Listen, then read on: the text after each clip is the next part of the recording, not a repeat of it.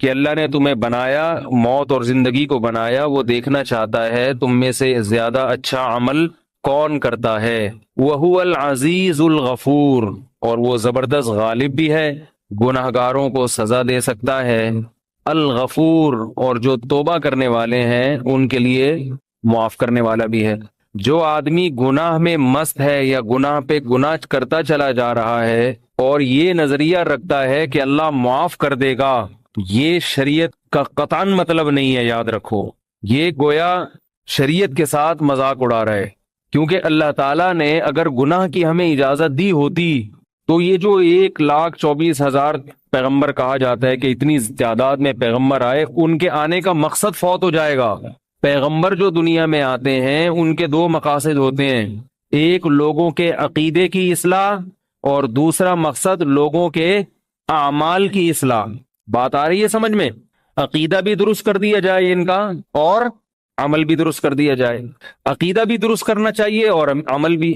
یہ الگ بات ہے کہ عقیدے کی اہمیت عمل سے زیادہ ہے، لیکن عمل کی اہمیت بھی کم نہیں ہے، کیونکہ قرآن و حدیث سے یہ بات ثابت ہے بہت سے صحیح عقیدے والے لوگ بھی جہنم کی آگ میں جائیں گے۔ بلکہ قرآن و حدیث سے یہ بھی ثابت ہے، صحیح ہے بخاری کی، صحیح ہے مسلم کی حدیث ہے کہ بہت سے نماز پڑھنے والے اور روزہ رکھنے والے بھی جہنم میں جائیں گے۔ نہیں آ رہی میرا خیال ہے بات؟ یعنی صرف نماز کا پڑھ لینا بھی کافی نہیں ہے۔ آج لوگوں نے عمل کو بہت ہلکا سمجھ لیا ہے، ہلکا سمجھ لیا، کوئی کر لے ٹھیک ہے، نہیں کرے تو اللہ معاف کرنے والا ہے یار۔ اور عقیدے کا تو حساب ہی الگ ہے۔ تو عقیدے کو ٹھیک کرنا آسان ہے، عقیدہ نام ہے نظریات کا۔ آپ دل میں صحیح عقیدہ رکھ لیں اور زبان سے اس کا اقرار کر لیں تو عقیدہ صحیح ہوگا۔ وہ گنے چنے عقائد ہیں، تقدیر پر ایمان ہے، اللہ کی ذات وحدانیت پر ایمان ہے، وہ جو جس پر بیان ہوتا رہتا ہے۔ آگے مسلمان کے لیے جو بڑا مسئلہ ہے وہ کیا ہے؟ عمل ہے۔ عمل میں ڈنڈی مار لیتا ہے، اور جو لوگ دین کی طرف آتے ہیں وہ فرقہ واریت میں پڑ جاتے ہیں، چھوٹے چھوٹے مسائل میں وہ اس کو عمل سمجھنے لگتے ہیں کہ رفع الیدین کرنا ہے نہیں کرنا، زور سے آمین، حالانکہ یہ تو صحابہ میں اختلاف تھا۔ تو عمل کا مطلب کیا ہے اس کو خوب سمجھیں۔ کبیرہ گناہوں سے اجتناب اور فرائض اور واجبات کی پابندی۔ ایک کبیرہ گناہ بھی اگر زندگی میں ہے تو معاملہ بہت خطرناک ہے۔ آپ یہ نہیں کہہ سکتے کہ میں جہنم میں نہیں جاؤں گا، نہیں کہہ سکتے آپ، کیونکہ ایک بھی کبیرہ گناہ ہے تو حدیث سے پتہ چلتا ہے کہ بعض دفعہ ایک کبیرہ گناہ پر اللہ نے جہنم کی نظر کیا ہے۔ یہ بات حدیث سے ثابت ہے۔ تو ہم وہ حدیثیں تو لے رہے ہیں جس میں بار بار ہے اللہ غفور الرحیم ہے، وہ حدیثیں نہیں لے رہے جس میں اللہ کے رسول نے فرمایا کہ کبیرہ گناہ کی بنیاد پہ جہنم میں ڈالا گیا۔ آپ صلی اللہ علیہ وسلم کا ذکر، آپ صلی اللہ علیہ وسلم کا گزر دو قبروں کے پاس سے ہوا۔ آپ صلی اللہ علیہ وسلم نے ارشاد فرمایا کہ ان دونوں کو عذاب قبر ہو رہا ہے۔ آپ بتاؤ عذاب قبر کیا معمولی چیز ہے؟ برزخ کا عذاب تو بہت سخت ہے، آگ کا عذاب ہے، ان دونوں کو عذاب قبر ہو رہا ہے۔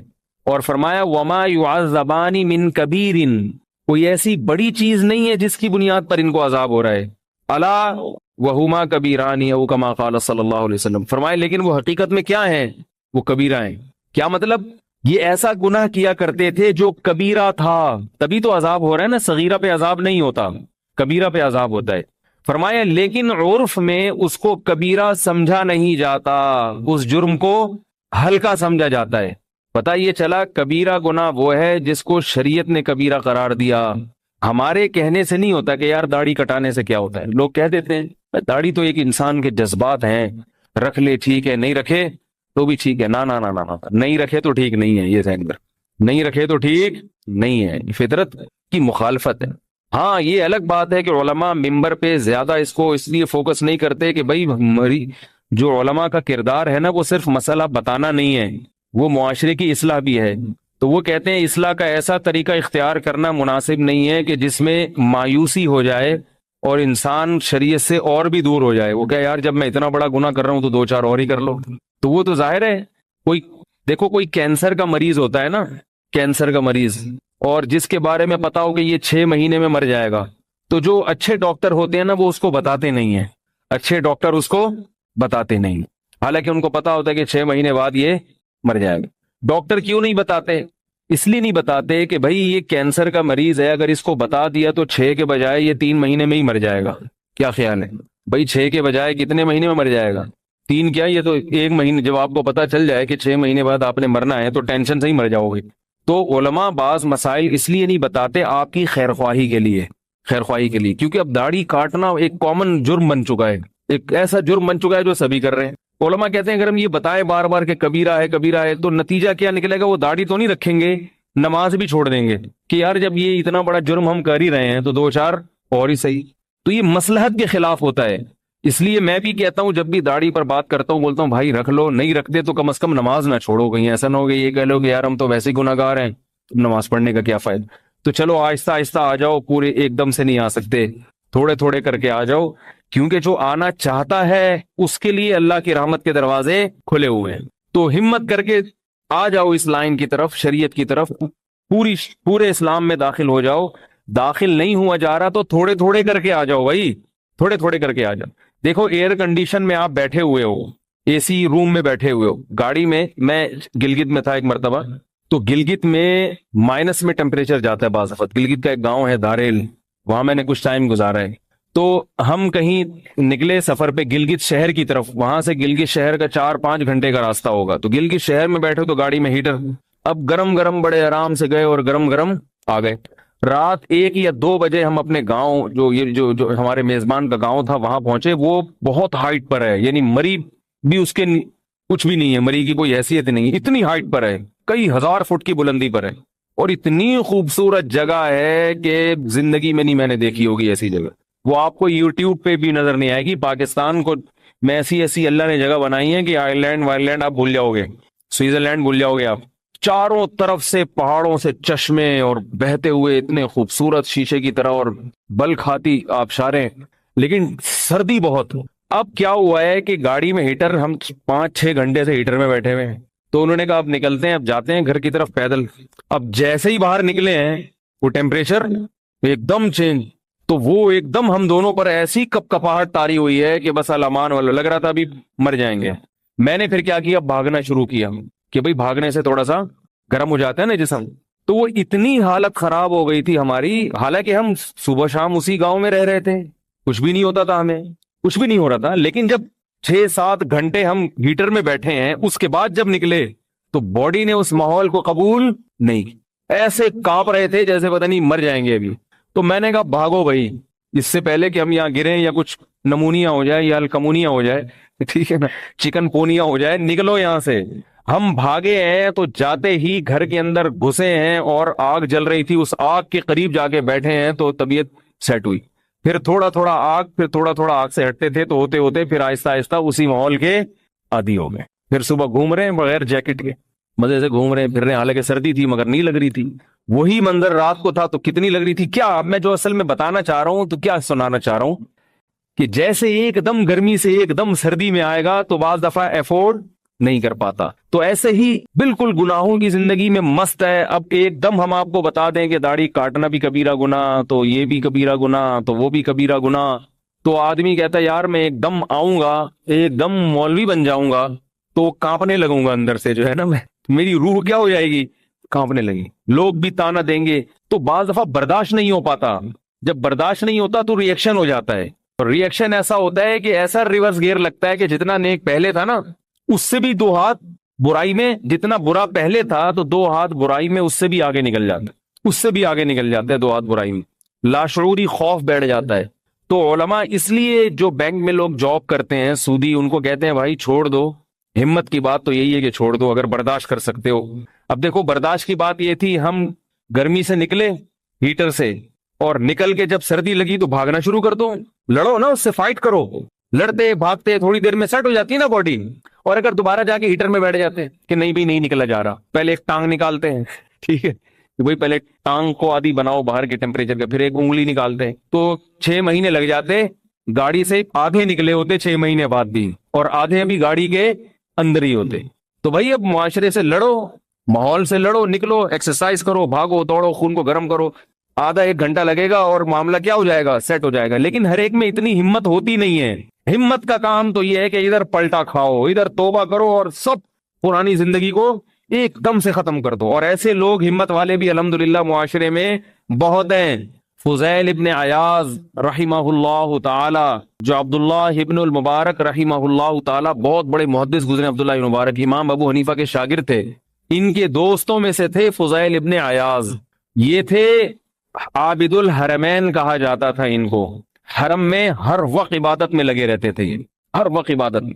لوگ ان سے جا کے دعائیں کرواتے. اس زمانے کے بزرگ کیسے ہوں گے، تابعین تبع تابعین کا دور، آپ اندازہ لگاؤ کیسے لوگ ہوں گے اس زمانے کے. بہت اللہ والے بزرگ تھے، بہت اللہ والے. یہ بنے کیسے بزرگ؟ یہ ڈاکو تھے، شرابی تھے، لڑکیوں کے ناچ دیکھتے تھے باندیوں کے. ان ایکٹیویٹیز میں ان کا وقت گزر رہا تھا. شراب بھی، عورت بھی، اور موسیقی بھی. اب مختلف روایات میں مختلف واقعات ملتے ہیں. بعض روایات میں ہے کہ باجے سے آواز آنا شروع ہوئی، بعض روایات میں سے آسمان سے غیبی آواز آئی.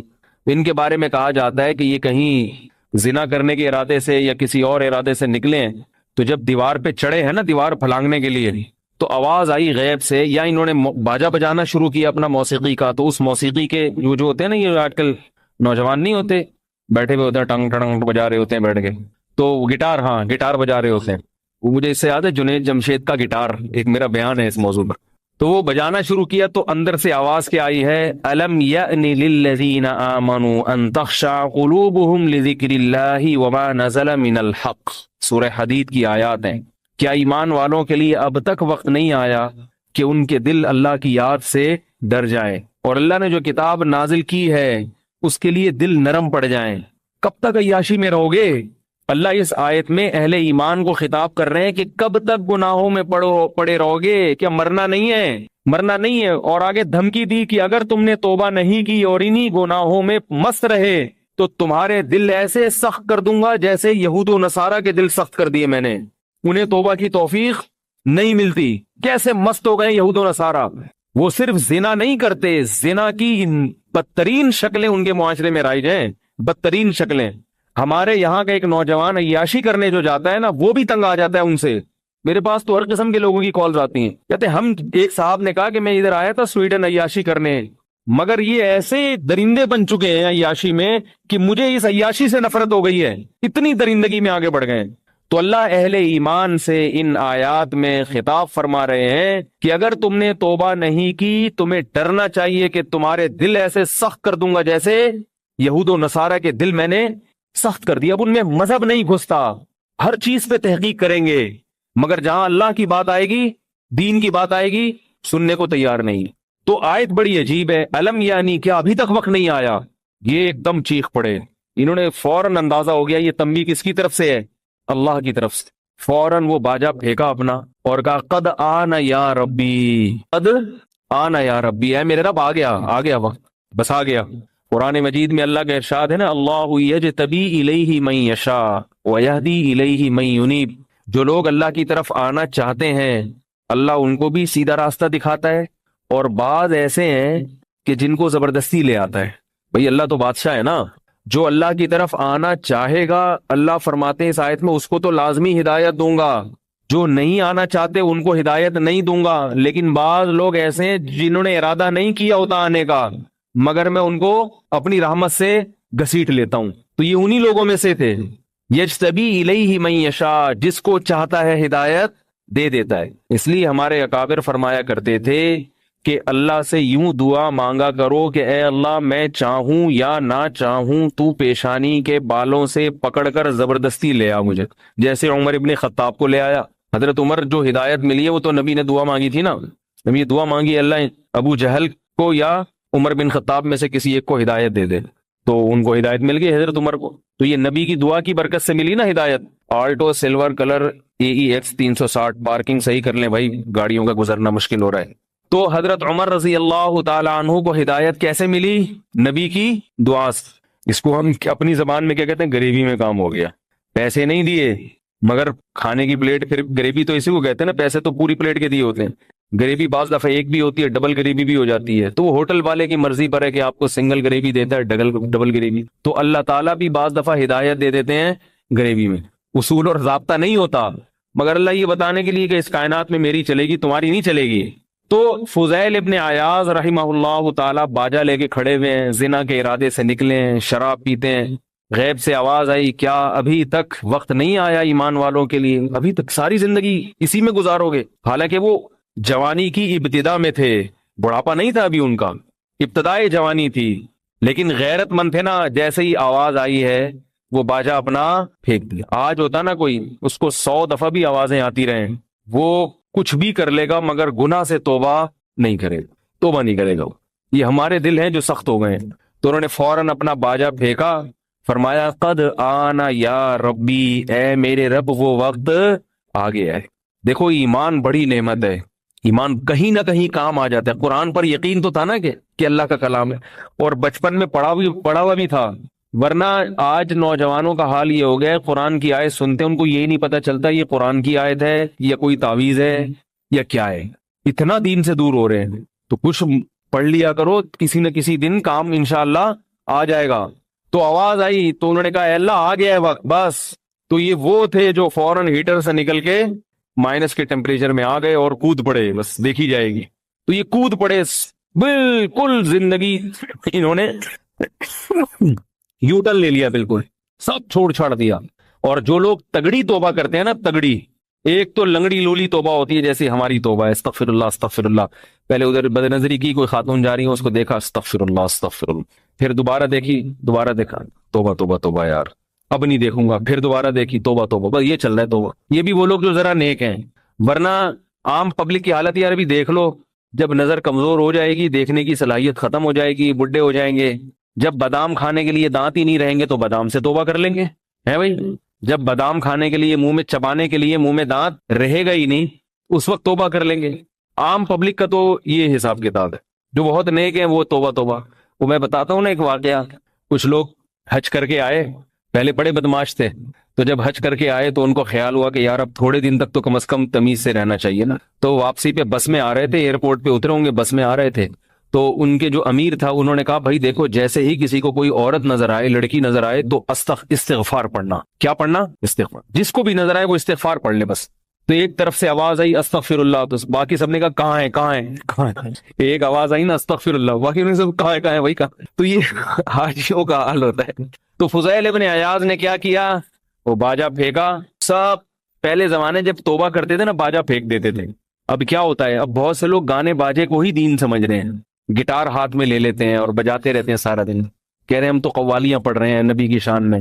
تو وہ یہ جو گٹار ہے اور یہ باجے ہیں، یہ آپ کو اللہ کی عبادت سے روک دیں گے، سمجھ رہے ہو؟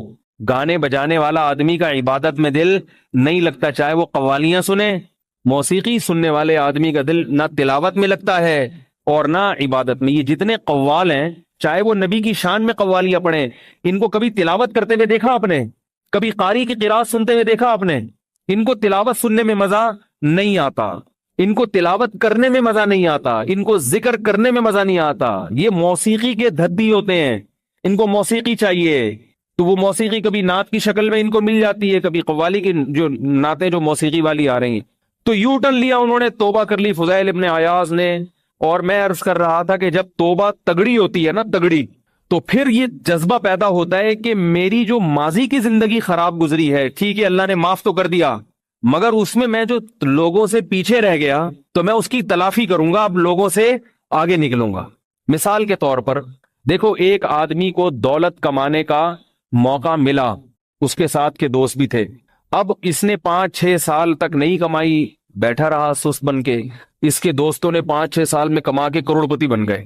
اب یہ کشکول لے کے ان کے گھر پہ جاتا ہے، اب اس کو خیال پیدا ہوگا نا یار مجھے بھی موقع ملا تھا، جو چانس ان کو ملا، میں نے محنت نہیں کی انہوں نے کر لی، اب میں بھی کماؤں گا۔ لیکن اب جب یہ کمائے گا، غربت تو دور ہو جائے گی، مگر ان سے آگے نکل سکتا ہے جو اس سے پہلے کمانے والے ہیں؟ نہیں یاری میرے خیال پر بھائی، یہ آج کمانا شروع کرے گا، وہ پہلے سے کما رہے ہیں، ٹھیک ہے غربت ختم ہو جائے گی، مگر اب ان سے تو ہمیشہ کے لیے پیچھے رہ گیا۔ تو اگر یہ مخلص ہوگا نا دولت کمانے میں، اب یہ کہے گا میں ان سے ڈبل محنت کروں گا، کہ 5 سال جو میں نے سستی میں گزارے اس کی بھی تلافی ہوگی، اور اگر واقعی پیسہ کمانے میں یہ سچا ہوگا، مخلص ہوگا۔ تو اسی طرح یاد رکھو کہ جو جنت کا عاشق ہوتا ہے، جو اللہ کی رضا کا عاشق ہوتا ہے، اگر وہ دیر سے توبہ کرے، اس کو پتا ہے کہ توبہ تو قبول ہوتی ہے اللہ کی طرف سے، گناہ تو معاف ہو گیا، لیکن آپ پیچھے تو رہ گئے نا۔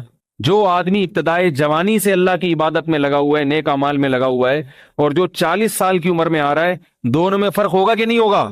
جو 50 سال میں آ رہا ہے، جو 60 سال میں آ رہا ہے، توبہ تو 99 سال میں بھی قبول ہے، مگر جو 99 سال میں آ رہا ہے وہ اس شخص کے برابر نہیں ہو سکتا جس نے 99 سال اللہ کی عبادت کی ہو اور گناہوں سے بچا ہو۔ تو یہ حسرت تو ہوگی نا۔ اور یہ صحابہ میں بھی فرق تھا۔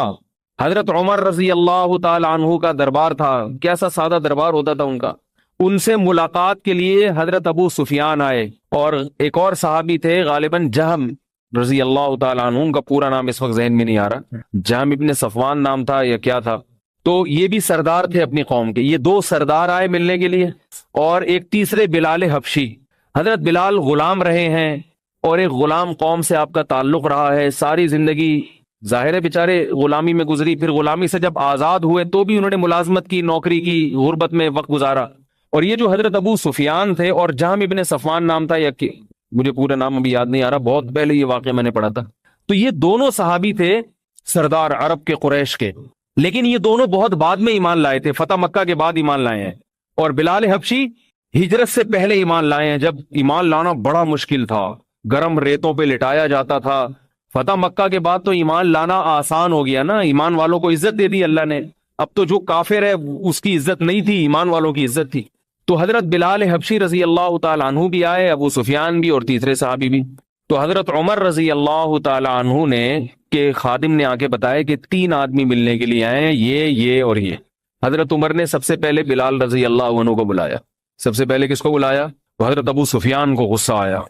انہوں نے کہا کہ عجیب زمانہ آ گیا ہے کہ غلاموں کو سرداروں پہ ترجیح دی جا رہی، ہم عرب کے قریش کے اونچے لوگ ہیں، اور بلال غلام ہیں، وہ پہلے چلے گئے، ہم بعد میں، کیسا زمانہ۔ تو ان دوسرے صحابی نے حضرت سفیان سے کہا کہ اے ابو سفیان، جب اسلام کمزور تھا تو بلال نے محمد صلی اللہ علیہ وسلم کا ساتھ دیا، اور ہم نے محمد صلی اللہ علیہ وسلم کی مخالفت کی، اور جب اسلام کو اللہ نے عزت دی تو ہم محمد صلی اللہ علیہ وسلم کے اس وقت ساتھی بنے۔ اور بھی بہت ساری باتیں کی انہوں نے۔ تو کہا کہ اب یہ مت سوچو، یہ جو الفاظ ہیں نا، یہ ہے اصل سمجھنے کی۔ اب یہ دیکھو کہ دنیا میں اللہ نے بلال کو یہ ہم پہ عزت دے دی ہے، آخرت میں بھی ہوگی یہ، اور آخرت کی عزت دنیا سے بہت زیادہ ہے۔ اب اس کی فکر کرو کہ ہم سے جو ماضی میں غلطیاں ہوئی ہیں، ہم نے محمد صلی اللہ علیہ وسلم کی جو ساری زندگی مخالفت کی اور اس وقت نبی کا ساتھ نہیں دیا، اب اس جرم کی اور اس غلطی کی تلافی کی کوشش کرو، تاکہ قیامت میں اتنا فرق نہ ہو ہمارے اور بلال کے درمیان۔ نہیں آ رہی میرے خیال ہے بات؟ دنیا میں یہ ذلت برداشت نہیں ہو رہی تو آخرت میں کیسے ہوگی؟ لہٰذا اب کچھ ایسا کرو، اسلام کے لیے ایسا کرو کہ جو ہم سے ماضی میں کوتاہیاں ہوئی ہیں ان کی کیا ہو جائے؟ تلافی۔ دیکھو اتنے سے واقعے سے سبق حاصل ہو گیا نا ان کو۔ جس کا دل زندہ ہوتا ہے، ضمیر مردہ نہیں ہوتا، وہ دنیا کے واقعات سے عبرت حاصل کرتا ہے، وہ دنیا کی گرمی سے جہنم کی گرمی کا سوچتا ہے، وہ دنیا کی ذلت کے بارے میں دیکھتا ہے کہ یار اس میں میرا منہ سیاہ ہو گیا، آخرت میں کیا ہوگا جب اللہ سارے گناہ کو جو ہے نا لوگوں کے سامنے ظاہر کر دیں گے۔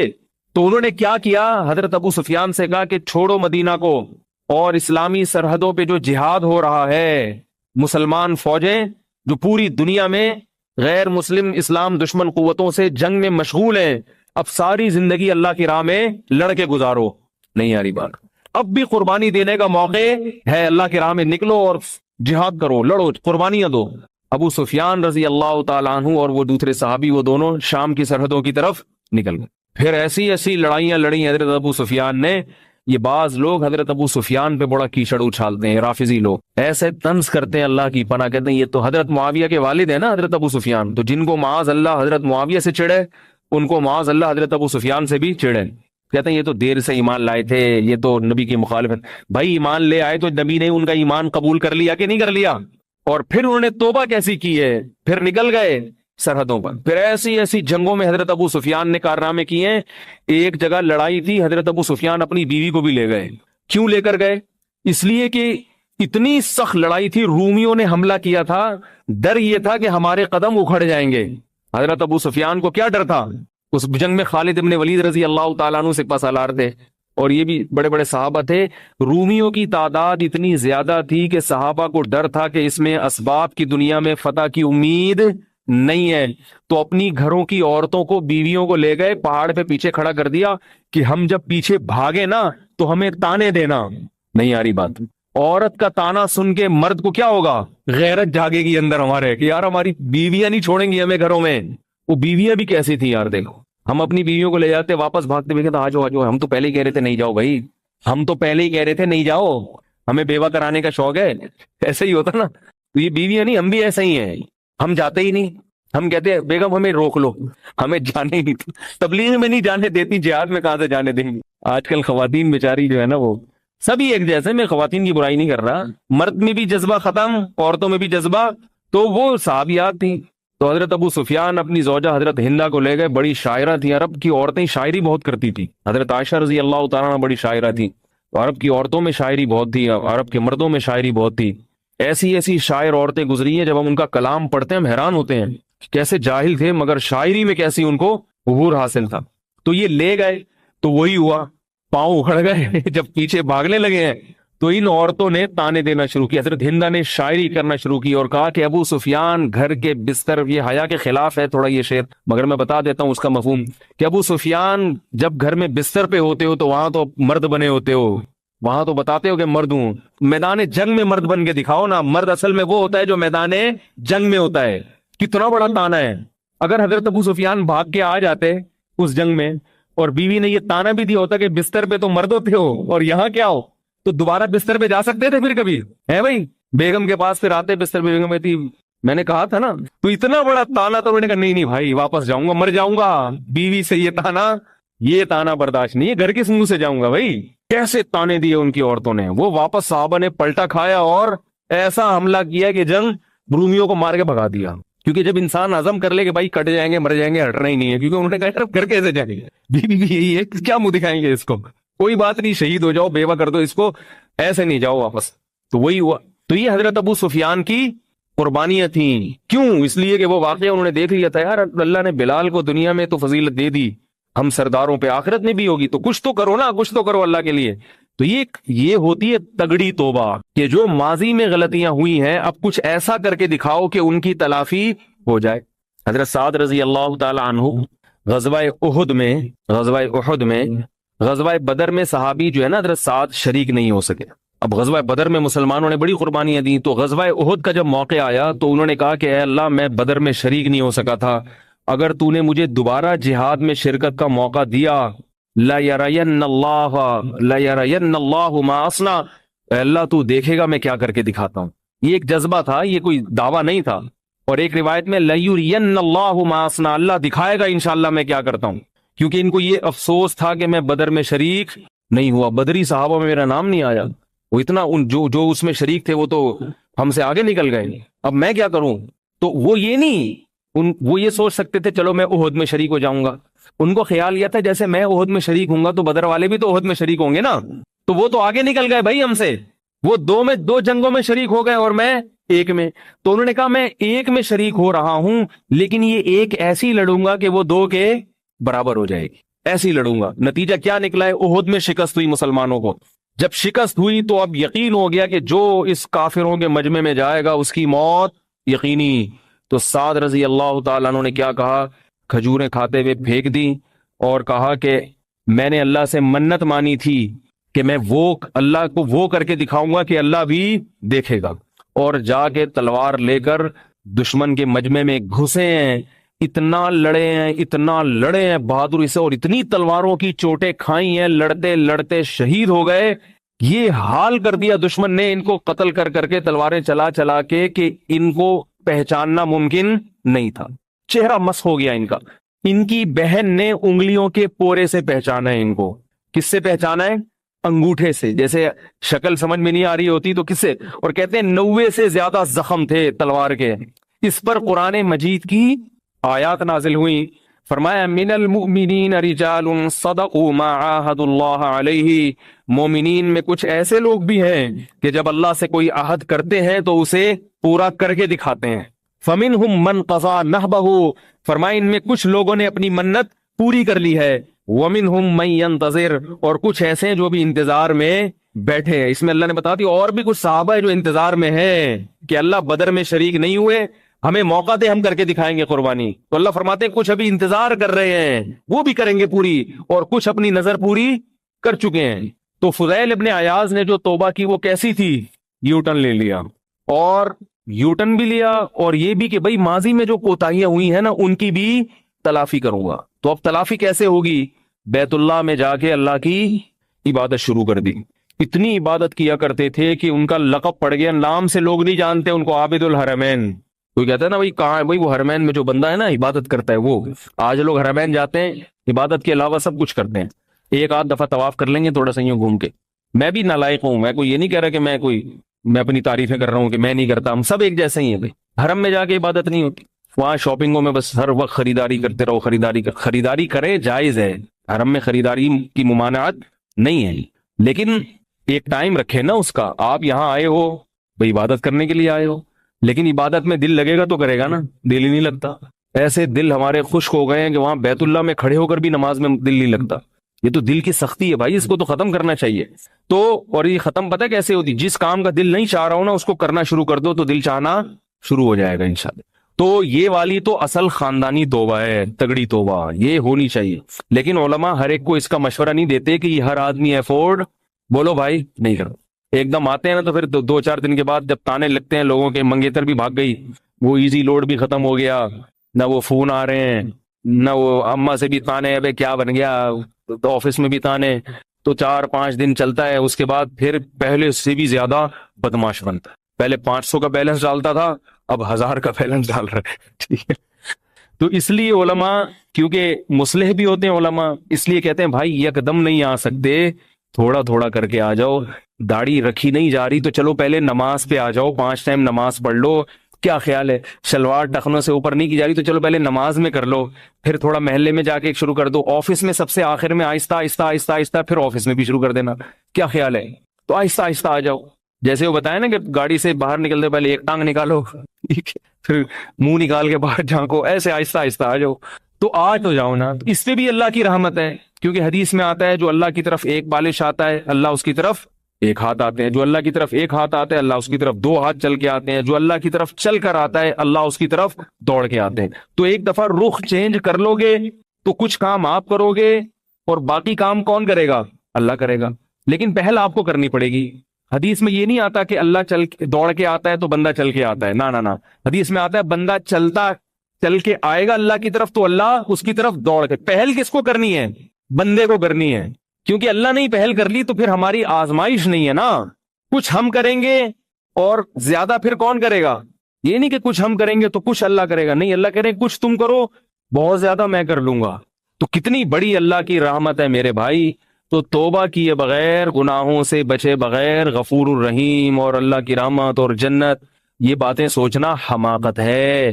کیونکہ اللہ نے پیغمبروں کو بھیجا ہے تاکہ لوگ گناہوں سے توبہ کریں. اب دیکھو شعیب علیہ السلام کی قوم ناپ تول میں کمی کرتی تھی, وہ واقعہ رہ جائے گا قبر والا, وہ میں بھی سناتا ہوں. شعیب علیہ السلام کی قوم کیا کرتی تھی؟ ناپ تول میں کمی کرتی تھی نا. شعیب علیہ السلام نے ان کو سمجھایا تو قوم کہتی کوئی بات نہیں, اللہ غفور رحیم ہے, کوئی بات نہیں, جس کسٹمر کو ہم ٹھگ رہے ہیں یہ بھی تو ہمیں ٹھگتا ہے. پوری قوم ہی ایسی تھی نا, یہ بھی ٹھگتا تھا, جب وہ دکاندار بنے گا تو وہ ٹھگے گا. لیکن اللہ کو کتنا غصہ آیا اس قوم پر, کیسا تباہ کر دیا اس قوم. تو اللہ کو گناہوں پہ بڑا غضب آتا ہے. اس لیے بھائی گناہ کو ہلکا مت سمجھو. اگر گناہ ہو رہا ہے تو جلد سے جلد توبہ کرنے کی کوشش کرو. ہاں صغیرہ گناہ کے بارے میں اللہ کی رحمت وسیع, چھوٹے موٹی خطائیں ہر آدمی سے, حلیم کو دلیم, وہ حلیم کو حلیم ہی کہہ دیا, ٹھیک ہے نا. ویسے تو یہ گناہ نہیں ہے لیکن لوگ ان چیزوں میں بہت بڑے ہوتے ہیں کہ وہ ادھر سے وہ میں نے پتہ نہیں وہ بیر اٹھا کے کھا لیا تھا ریڈی والے سے. تو وہ شیخ عبد القادر گیلانی کا واقعہ بیان کیا جاتا ہے رحمۃ اللہ علیہ کا, کہ وہ انہوں نے ایک سیب کھا لیا تھا, عراق بغداد سے چل کے آ رہا تھا, تو ہندوستان سے پتہ نہیں سفر کر کے کہاں گئے, وہ ہندوستان سے پتہ نہیں کون سے ملک سے سفر کر کے بغداد پہنچے سیب واپس کرنے کے لیے. وہ ٹھیک ہے ان کا واقعہ پتہ نہیں سچا ہے غلط ہے, اگر ہے بھی تو وہ ان بزرگ کے اوپر چھوڑ دینا چاہیے, لیکن اگر ایسا کر لیا ہے تو بغداد جانے کی ضرورت